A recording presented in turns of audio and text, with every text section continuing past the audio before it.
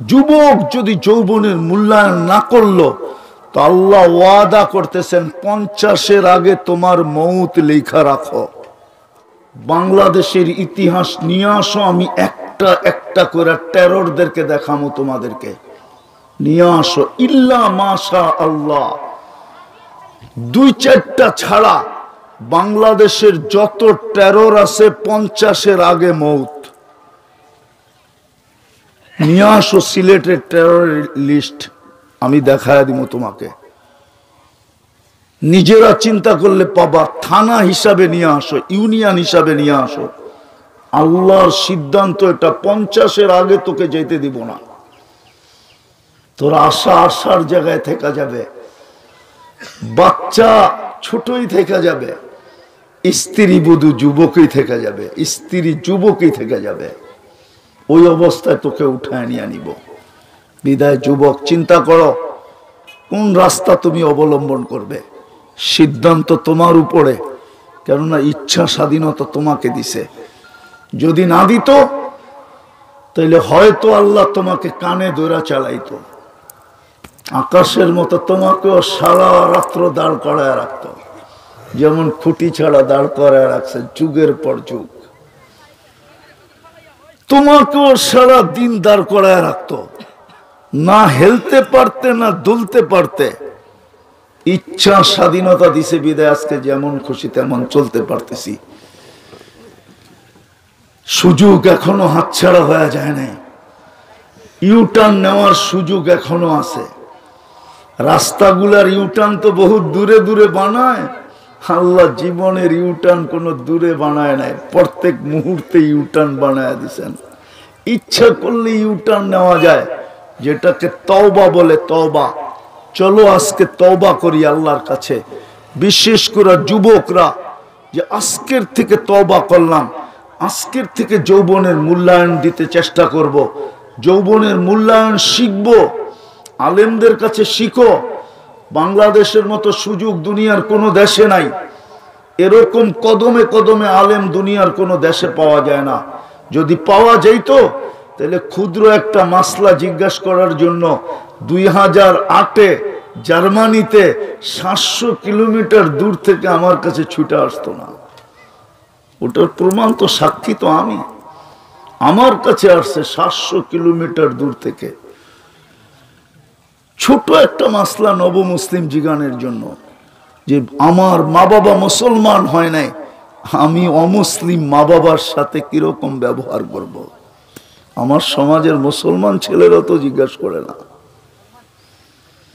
700 kilometre দূর থেকে আসছে। আজকে তো কদমে কদমে সিলেটে ওলামা পাওয়া যায়, এরকম কোন থানা নাই 2-4-20টা বড় বড় মাদ্রাসা না আছে। আসো এদের কাছ থেকে শিখি, যৌবনটাকে মূল্যায়ন করি। যদি আল্লাহর সেলুট পাইতে চাই, আল্লাহ সেলুট দিবে, সেলুট।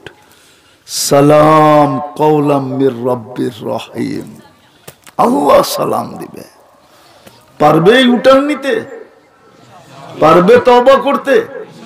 কে কে পারবো দেখি যুবকরা? পাক্কা? তাইলে আল্লাহকে বইলা দাও, আল্লাহ অতীত থেকে তওবা করলাম, আমাদের তওবা কবুল করেন, গুনাহ মাফ করেন। আল্লাহ আমাদেরকে আমল করার তৌফিক দান করেন। নামান আজকের থেকে আরো 2-4টা কাজ করো। কিছু করতে পারো না তুমি, আমার কোনো আপত্তি নেই, কিন্তু একটা কাজ ডেলি করো। ঘুমানোর আগে আল্লাহর সাথে, আল্লাহর কাছে তওবা করো, এই নিয়তে যে হতে পারে ঘুমের থেকে আর কোনোদিন উঠবো না। উঠার সুযোগ মিলল, উঠা আবার তওবা করো, এই নিয়তে হতে পারে আজকের সূর্য আর কোনোদিন ডুবতে দেখবো না। ডেলি কোরআনটাকে একবার হলো নিয়ে একটা চুমা দাও। আজকে তো বৎসরের পর বৎসর কোরআন ছুঁয়া দেখো না তোমরা।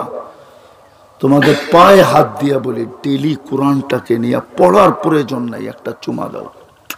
আপনাদেরকেও বলি, ডেলি কোরআনটাকে একবার চুমা দেন। পারবেন? কোনো কঠিন শুধু নিয়ে একটা চুমা দিয়ে রেখা দিবেন, কোরআনটাকে একটা চুমা দেন। আল্লাহর কালাম, আল্লাহ আমাদের সাথে কথা বলতে চান বিদায় এটা দিছেন। আল্লাহ কথা বলতে চায়। কেউ যদি আল্লাহর সাথে কথা বলা কালিমুল্লাহ হইতে পারে, তাহলে আল্লাহ আপনার সাথে কথা বলতে চায়। ওই কথা শুইনা পয়রা আপনি কি হবেন ভাবেন না। কেউ যদি আল্লাহর সাথে কথা বলা কালিমুল্লাহ হইতে পারে, আল্লাহ আপনার সাথে কথা বলবে, তাইলে আপনি কি হবেন বলেন।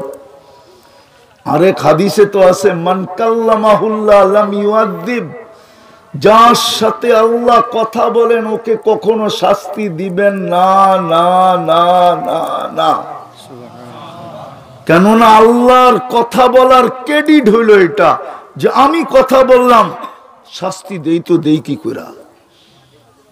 চুমা দেন ডেলি একবার, পারবা যুবক? পাক্কা ওয়াদা? আর সর্বশেষ আজকের থেকে আল্লাহর ঘরটাকে বেড়া দাও, আর দূরে থেকো না,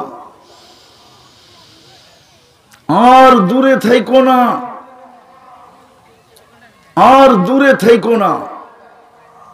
কসম দিয়ে তোমাদেরকে বলতেছি, আল্লাহর ঘরের থেকে আর দূরে থেকো না, বহুত দূর হয়ে গেছে। হ্যাঁ হ্যাঁ, 1000 কোটি টাকা দিয়েও যদি বাড়ি বানাও, তাহলে ওই বাড়িতে তুমি সুখ পাবে না।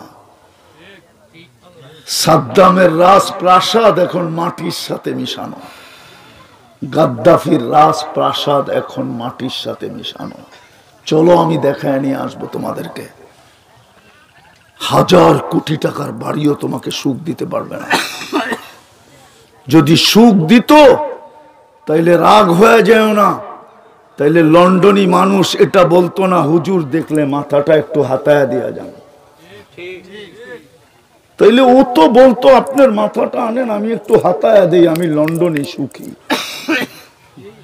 আমি কোনো বিদ্রুপ করে বলতেছি না, বুঝার জন্য বলতেছি।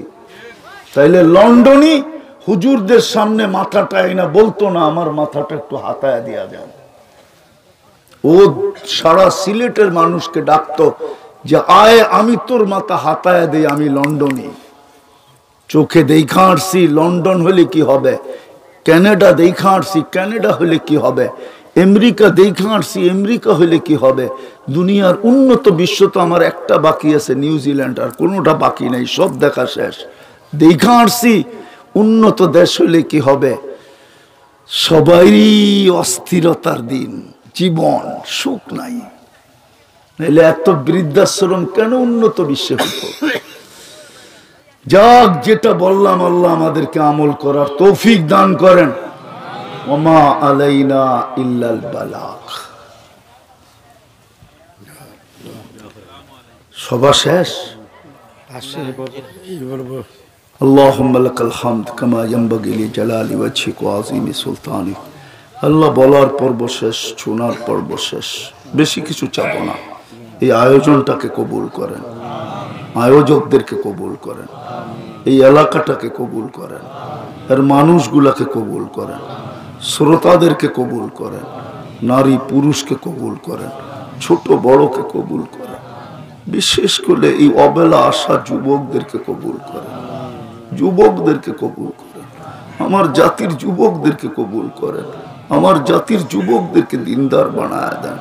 আল্লাহ মুর্দে গানদেরকে মাফ করা দেন, যার যে পেরেশানি আছে দূর করা দেন, প্রয়োজন আছে মেটায়া দেন, অসুস্থ আছে শেফায়ে কামেলা আজেলা দায়েমা মুস্তামিররা নসিব করেন, ফিলিস্তিনকে জয়যুক্ত করা দেন, আমার যুবকদেরকে আবার ইউটার্ন নেওয়ার সুযোগ দেন। ওয়াসাল্লাল্লাহু তাআলা আলা খায়রি খালকি মুহাম্মাদি ওয়া আলিহি ওয়া সাহবিহি আজমাইন বিরহমাতিকা ইয়া আরহামার রাহিমিন।